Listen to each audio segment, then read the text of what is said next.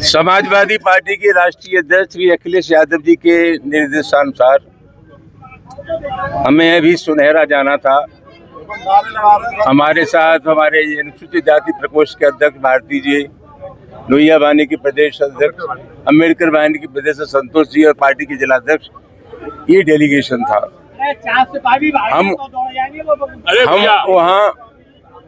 हम वहाँ जाकर के बस स्थिति का पता करना चाहते थे।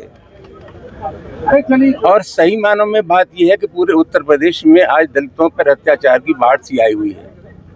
अभी आगरा में नगला तल्फी और बंगारा गांव, वहां भी दलितों की बारात नहीं चढ़ने दी।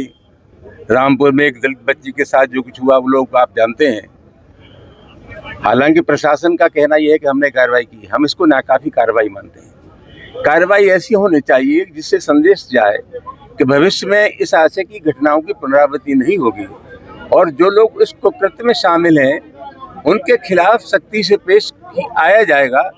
तो मैं नहीं समझता कि इस तरह की घटनाएं बार बार हो सकती हैं। हमें लगता यह है कि ये जो सामंती मनोवृत्ति के लोग हैं उनको लगता है कि उत्तर प्रदेश की सरकार हमारे मिजाज की सरकार है, हमारे दिल की सरकार है, हमारे मन की सरकार है।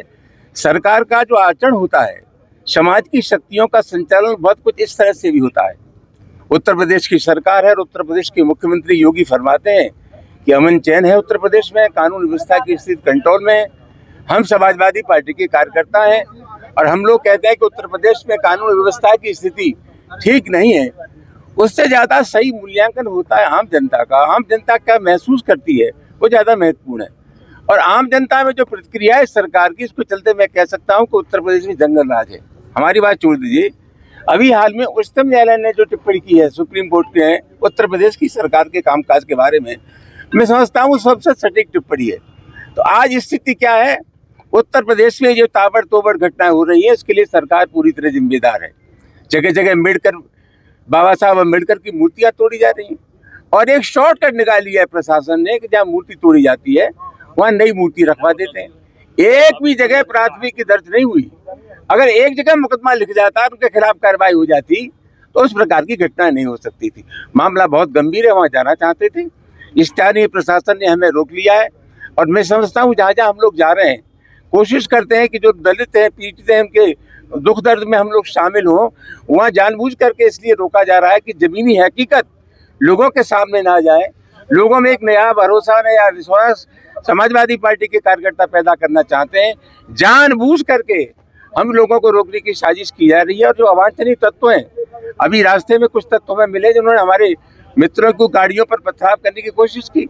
मैं जानना चाहता हूँ क्या कर रहा था इनका एलआईयू, क्या कर रही थी पुलिस, कोई एहतियात बढ़ता गया? तो मामला बहुत गंभीर है और मैं समझता हूँ इसकी इतनी आलोचना की जाए कम है। उत्तर प्रदेश में दलितों पर अत्याचार की बाढ़ आई हुई है, उसकी रोकथाम का कोई समुचित इंतजाम नहीं है। कुछ वर्ग के लोग मदान हो गए, अंधे हो गए, उन पर कोई अंकुश नहीं है। समाजवादी पार्टी अपना धर्म समझती है कि जो पीड़ित लोग हैं उनके पास हम लोग जाएं और उनसे कहें घबराओ मत, संकट की इस घड़ी में हम तुम्हारे साथ हैं।